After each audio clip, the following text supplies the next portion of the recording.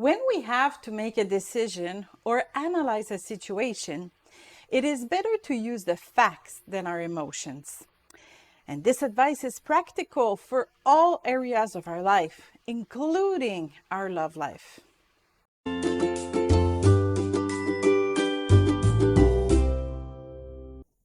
The religious authorities of the Apostle Paul's days were very angry with him. Paul's testimony about Jesus gave them a bad reputation. If what Paul said was true, that made them murderers.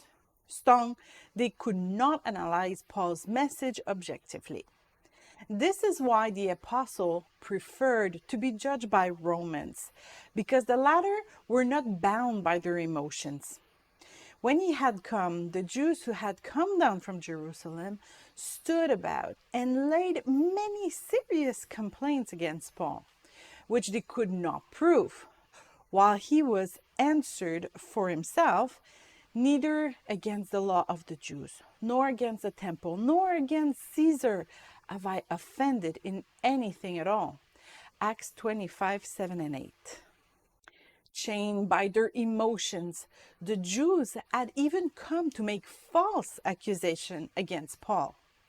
Knowing that they were driven by their emotions, Paul chose to have the situation analyzed based on facts, so with the law of the day instead of on their emotions.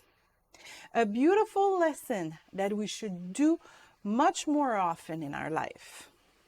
When we refuse to help a coworker, are we motivated by our emotions or by an objective fact? Is it because we despise this employee for stealing our ideas?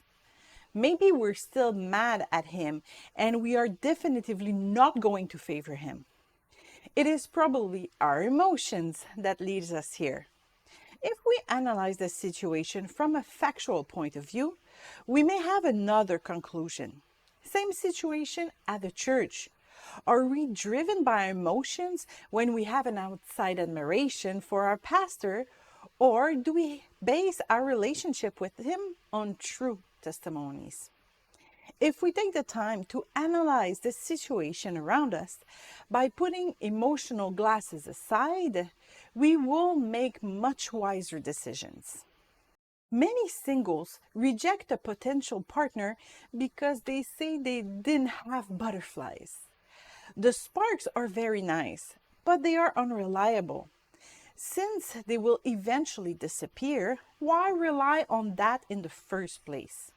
Even when it comes to loving God, our neighbor, or loving the person who will share our life, the Apostle Paul wanted us to use our intelligence.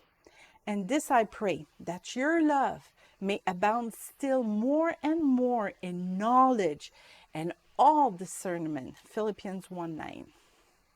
Emotions are important. It is God who gave them to us. They are a good indicator of the state of health of our heart. If we feel contempt for someone or for ourselves, it is certainly because there is an unhealed wound here, or one that we need to forgive.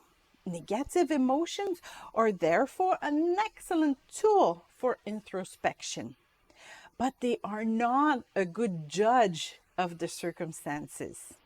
This is also what the prophet Jeremiah saw. The heart is deceitful above all things and desperately wicked.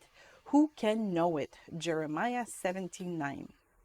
When we are discouraged or, on the contrary, way too excited about a situation, it is good to take the time to reassess all this by separating the emotions and the facts.